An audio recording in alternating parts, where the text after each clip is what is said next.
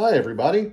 Chad Hargis here. I wish I had a more creative greeting like someone like Low End Lobster, or if you're a Doug DeMuro car fan, this is Doug DeMuro.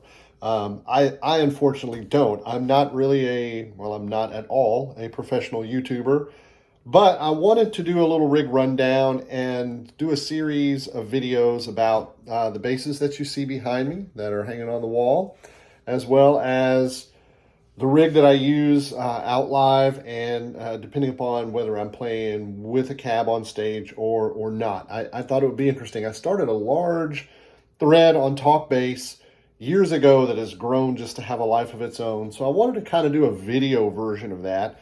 And I want to start out the series of videos with my rig. I'm going to try to keep these videos under 10 or 15 minutes because I know people have short attention spans and I don't want to go on forever.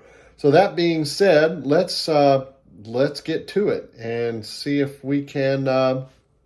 Sorry, I just touched my screen and it focused on something weird. See if we can start taking a look at some of the rig. So I'm down here on the floor, and why am I down here on the floor? Well, that's where my pedal board lives. So we're going to take a quick close look up. I'm sorry, like I said, not a professional YouTuber at all, and I'm not going to cut these videos because I don't have time. So they're going to have mistakes and fumbles and bumbles and misspeaks and everything else. But we're going to get on with the show. So let's take a look at my pedal board and see what it looks like. So here it is. What I have done over the years is I have experimented with a number of pedal boards. Everything from analog to old digital stuff that was just bad, to modern day digital stuff, which is really, really good. And I've arrived at a place where I'm super happy. So let's take a look at what we have here on the board. So first up, we have the core of the rig, which is the HX Stomp. I do have a screen protector on it, which is like an aftermarket add-on. It's just in case something falls, I drop my phone on it or something like that. It doesn't break the screen because it's a tiny screen, and it's your only lifeline without a laptop or something to hook up to it if you need to manipulate something on the fly. Over here is a switch. It's just a TRS connection that comes to the back end of the Stomp, and it gives me two additional programmable buttons. Because, as you guys can see, and we're going to look at all of these basses in a little bit, and there's also a fretless in a gig bag over there in the corner. I have multiple basses, so I need to be able to easily select the proper input pad or input boost based on the different outputs of all of these basses. So what this is it is an input pad. So it pads the input of the Stomp for that guy. And we're going to talk about him in a minute, but that's such a hot bass that he's the only one that needs to be padded. And it's not an active or passive thing. I have the Alien Audio here, which is an active bass, and I have to boost that bass. I have that P bass is super hot. That P bass is super hot. That bass has to be boosted. These two basses do not need a boost, and that bass does not need a boost. But I have this one that's a 3 dB boost. So if I have a bass that needs to come up in the mix, or I want to hit the compressor a little bit harder and get a little more squish without, because obviously this is not a digital device. It doesn't have MIDI or anything in it, but this is my external comp. We're going to talk about that in a minute. But I can give a plus 3 dB and it hits this compressor harder, and it does give it a little, more even compressed tone when you hit that comp a little bit harder.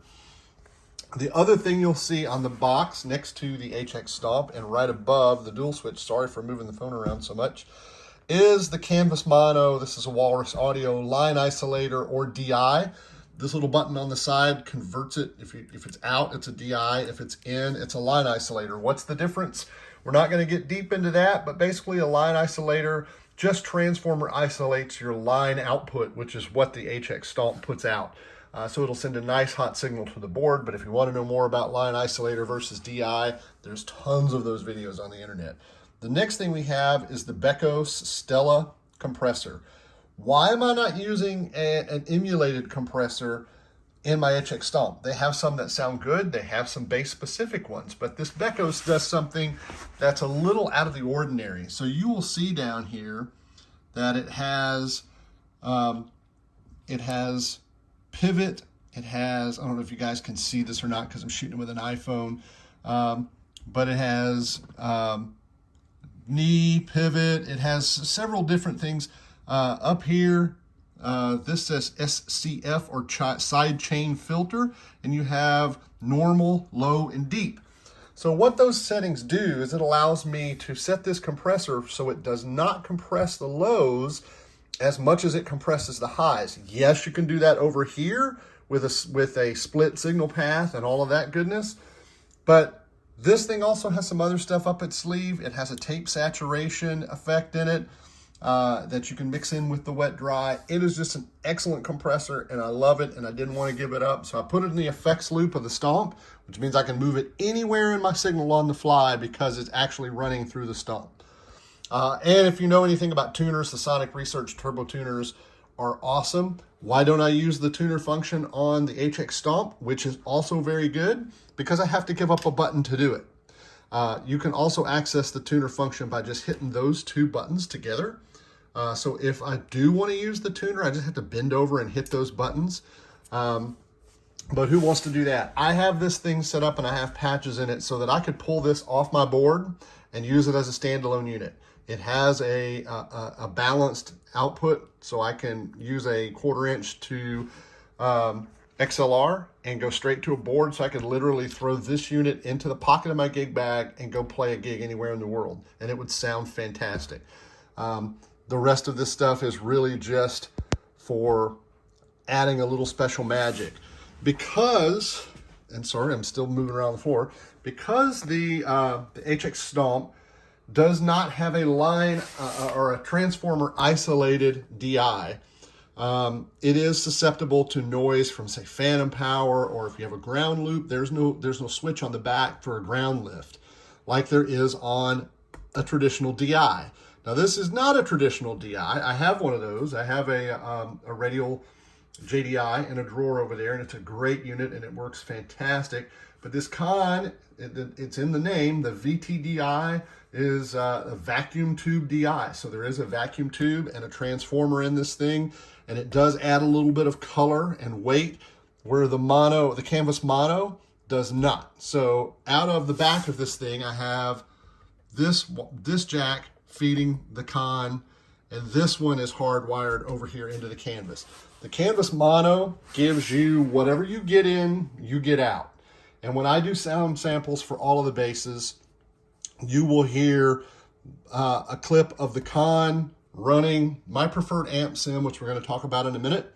And then I'm also going to take this bad boy, and I have a patch set up in here called 2 amp. And what 2 amp means is it has no amp sim, no anything in this patch. It goes direct out. So it passes totally through the HX Stomp without any kind of tone shaping at all. We're going to hit the canvas line isolator, which is completely transparent, and we're going to pass it through over to the mixer over here, which will give you the sound of the bass itself. So you're going to hear, when we start doing all the basses up here, you're going to hear the sound samples from the bass as they would sound on their own, as well as affected by an amp sim. Okay, there is a sexier way to do screen capture, as I could always just record a screen capture and then record audio over the top of it, but we're going to do it the ugly way. So now I'm back up here at my desk. These are my big Emotiva monitors, and I'm in front of my computer display showing you my HX Stomp edit. And over here you can kind of see all of the various patches that I have loaded on my HX Stomp. Mostly I use the SVT, but the other ones are great depending upon what you want to do. The ones that say SA after them means standalone, and that's what I was talking about. I could take that HX Stomp off. Those are all the standalones that don't have like the FX loop and things in them. And they do have an emulated compressor in the patch, so I can use it as a standalone device. But for the most part, for my HX Stomp, I have the input, I have that volume boost. Remember I told you, we gotta focus. Remember I told you it was mapped to a button that had that 3 dB boost. That's where it is. I have a distortion, and I have modulation, and I have an octaver in there. And those are not always on. They're usually off. But if I need them, I can hit them. Then you see the send and return for the effects loop for the compressor. And then you see the amp sim. And this is what we have in the amp sim. It is the Ampeg SVT normal channel. And if you want to see what those settings look like, you know, there's drive and bass. And, you know, again, not a lot of drive because I have a distortion block on there if I want that.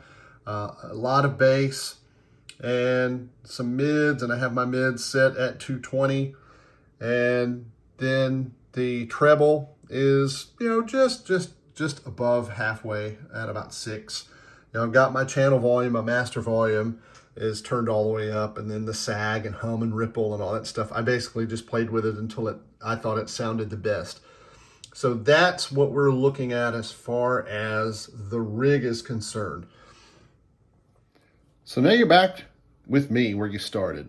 And what am I going to do next? So next I'm going to put this video up, and it's going to be the rundown on the rig. I'm sure there'll be questions and things, suggestions maybe of how I can suck less. I don't know. But we're going to give this first video a try. This is going to be the rig video part 1. And then we're going to start over there in the corner with Lake Placid Blue P-Bass. It is not a Fender bass, but we're going to get into that in a minute. The two next to it are Fender basses, and then the rest are not, although one is technically designed by Leo Fender. So we'll get to all that when we cover the individual basses. But I wanted to get this video up just to show everybody what I'm doing and what I'm running, and we'll go from there. Thank you, guys.